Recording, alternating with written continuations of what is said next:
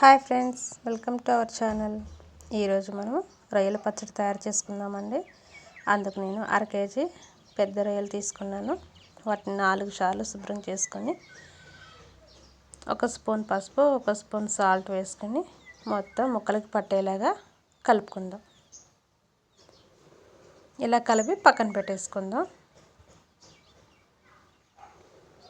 ఇప్పుడు మసాలా కోసం 1 దాల్చిన చెక్క, 2 యాలకులు, 4 లవంగాలు కొంచెం 1 మినిట్ ఫ్రై చేసుకుందాం. అవి ఫ్రై అయిన తర్వాత 1 స్పూన్ ధనియాలు కూడా వేసుకుందాం. వాటిని కూడా దోరగా వేయించుకొని పక్కన పెట్టేసుకుందాం.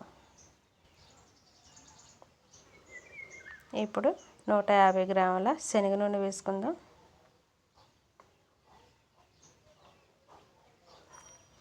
ఇప్పుడు ఆ పచ్చి రొయ్యలని చక్కగా ఒకదాని తర్వాత ఒకటి వేసుకొని ఫ్రై చేసుకోవాలి.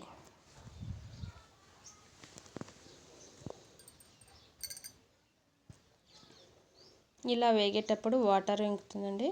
వాటర్ మొత్తం పోయే వరకు వేపుతూనే ఉండాలండి. అడుగంటకుండా కలుపుకుంటూ వేపుకోవాలి.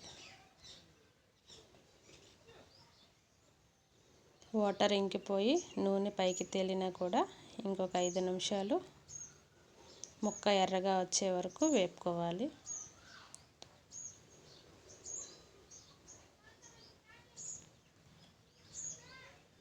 మరీ బాగా గట్టిగా అవసరం లేదండి.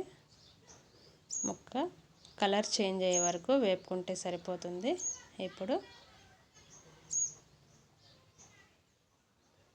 రెడీ అయిపోయినాయండి. 20 నిమిషాలైనా టైం పడుతుందండి. నిదానంగా వేపుకోవాలి.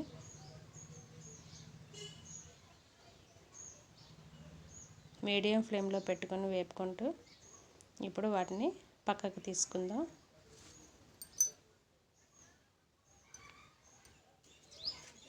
ఇలా తీసి పక్కకు పెట్టేసుకున్న తర్వాత అదే నూనెలో 2 టేబుల్ స్పూన్ల అల్లం వెల్లుల్లి పేస్ట్ అండి. ఫ్రెష్గా నూరి పెట్టుకున్నాను ఇప్పుడే.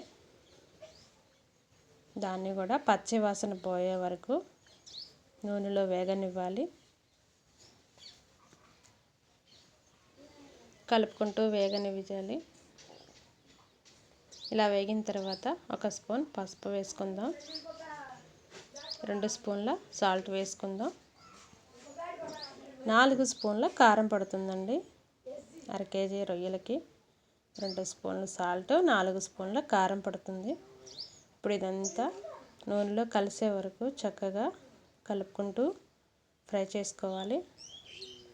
ఇప్పుడు మనం దంచి పెట్టుకున్న మసాలా పొడిని కూడా వేసేసుకుందాం. ఇలా కలుపుకోగానే స్టవ్ ఆఫ్ చేసేసి మనం ఫ్రై చేసుకున్న ఈ రొయ్య ముక్కల్ని కూడా వేసుకుందాం. ఇది మొత్తం ఒకసారి కలిపేసుకుని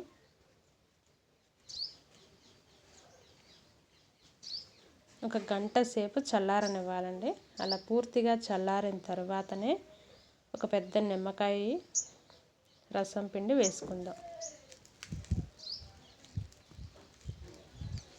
అంతేనండి, 2 నెలల పాటు నిలవ ఉండే రొయ్యల పచ్చడి రెడీ.